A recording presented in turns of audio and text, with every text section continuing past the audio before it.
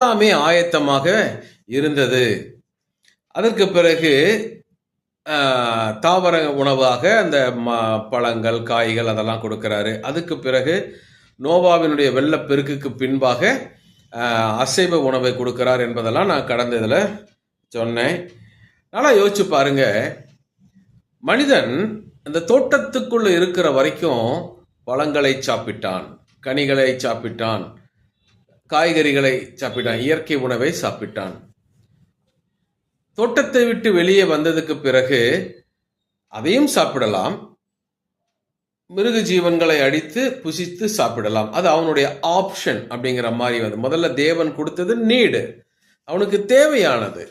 அதுக்கு பிறகு மனிதனுக்கு ஒரு சாய்ஸ், ஒரு ஆப்ஷன் அப்படிங்கிறது வந்துருச்சு. உனக்கு என்ன வேணுமோ சாப்பிடு அப்படிங்கிற அளவுக்கு வந்துருச்சு.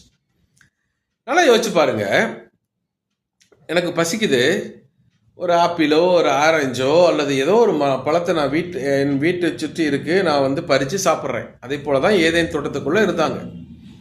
ஆனால் அதற்கு பிறகு எல்லாமே சாப்பிடலாம் அப்படிங்கிறப்ப அங்கே இருக்கிற மிருக ஜீவன்களில் எது பிடிச்சிருக்கோ, எது அவங்களுக்கு சாப்பிடணும்னு ஆசையாக இருக்கோ அதை அவர்கள் என்ன பண்ணாங்க, அடித்து புசிக்கிற அளவுக்கு மனிதர்களுக்கு ஒரு சாய்ஸை தேவன் கொடுத்தார், சுதந்திரத்தை கொடுத்தார்.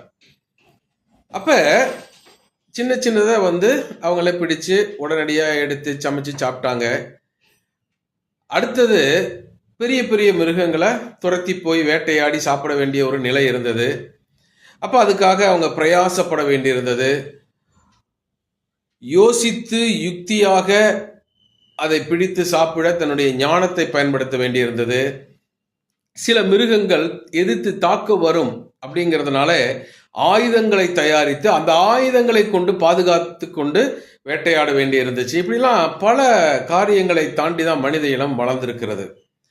இன்னைக்கு நம்மளுடைய வாழ்க்கையில நிறைய இன்னைக்கு இருக்கிற இந்த தலைமுறையில வீட்டு சாப்பாடு அப்படிங்கிறது ஒரு போர் அடிக்கிற ஒரு விஷயமா மாறி இருக்கு. பழங்காலத்துல எல்லாம் வீட்டில் சமைச்சு சாப்பிட்டாங்க, குடும்பமா உட்காந்து சாப்பிட்டாங்க, குறைவு இருந்தாலும் அதை அட்ஜஸ்ட் பண்ணி சாப்பிட்டாங்க.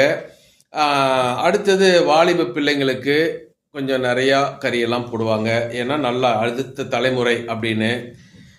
புருஷனுக்கு கொஞ்சம் நிறைய கொடுப்பாங்க, பெண்கள் குறைத்து கொண்டார்கள்.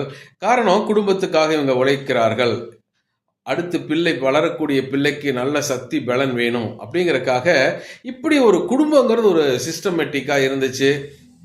உறவினர்கள் எல்லாம் வரும் பொழுது எல்லாரும் சேர்ந்து உண்பது ஒரு மிகப்பெரிய ஒரு சந்தோஷமாக இருந்துச்சு. அப்படி அந்த மாதிரி வேலைகளில் அவங்க எல்லாரும் கலந்து சாப்பிட்டாங்க, விரும்பினதை செஞ்சு சாப்பிட்டாங்க. ஆக